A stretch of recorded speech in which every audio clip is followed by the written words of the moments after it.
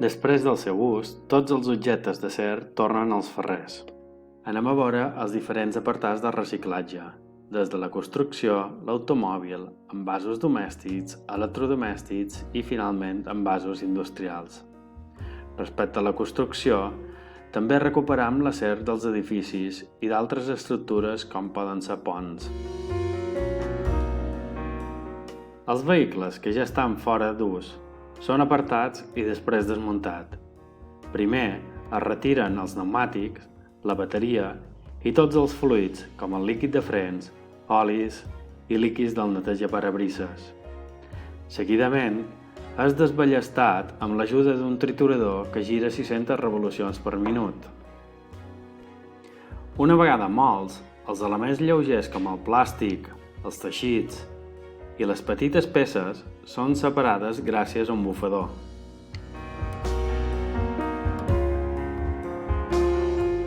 Recuperant llavors els elements ferrosos. Després, una darrera selecció manual elimina certes parts indesitjables. Per exemple, els motors elèctrics contenen bobines de coure perjudicials per a la fabricació de l'acer.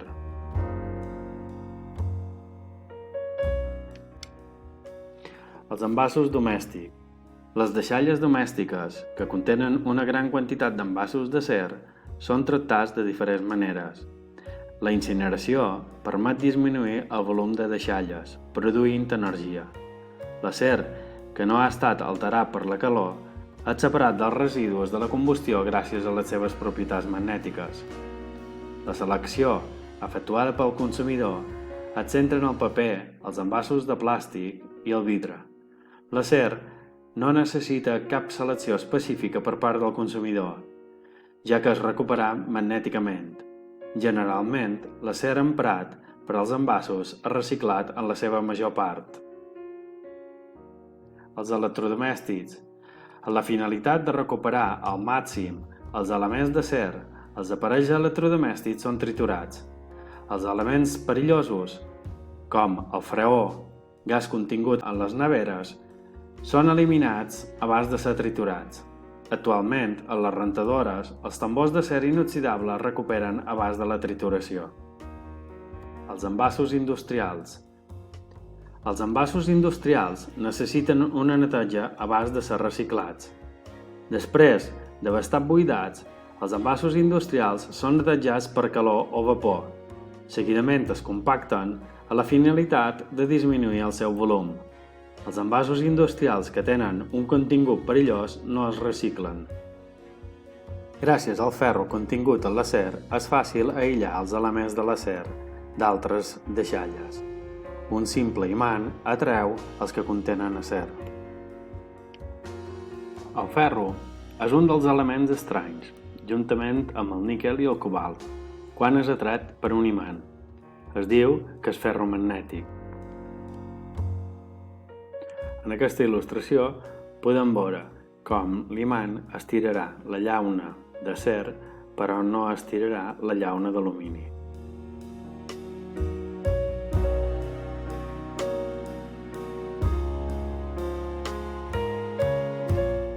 Fins i tot, es pot apreciar que una bolla d'acer sotmesa a l'acció d'un imant es torna imantada.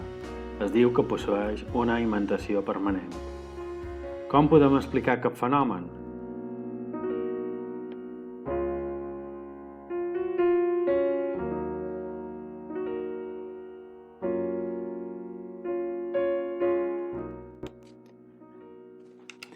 Una bolla d'acer està constituïda per imants minúsculs anomenats dominis, que de forma natural estan orientats aleatòriament. La imantació total de la bolla llavors és nul·la. Sota l'efecte d'un imant, tots els dominis s'alineen. La imantació macroscòpica de la bolla ara no és nul·la. Fins i tot, si allunyem l'imant, els dominis queden alineats i la imantació persisteix.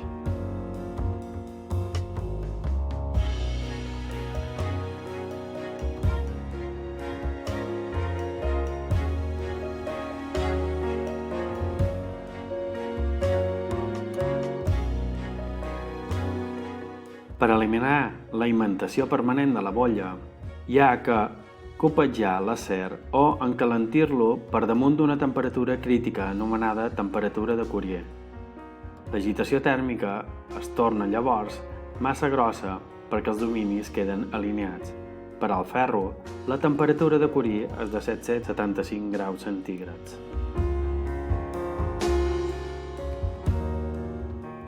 Aïllades d'altres residus, les ferralles són classificades segons el seu tamany i la seva composició química i reutilitzades per a la fabricació de l'acer.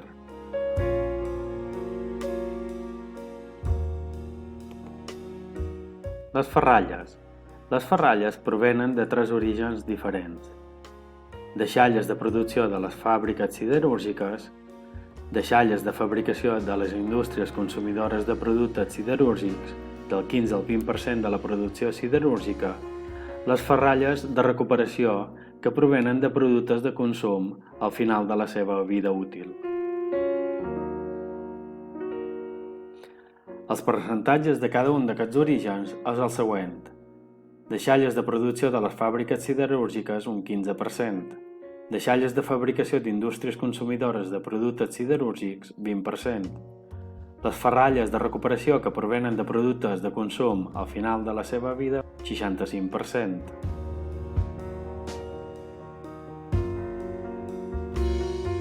Posteriorment, aquestes ferralles són emprades de la manera següent. Una quarta part es mesclen amb fosa de primera fusió, a l'etapa del convertidor d'oxigen. Les ferralles emprades aquí són les que contenen elements difícils d'eliminar, perquè aquests seran diluïts en la fundició. Les tres quartes parts restants serveixen per alimentar l'etapa elèctrica. En aquest cas, hi ha que estar atent a la composició de les ferralles introduïdes.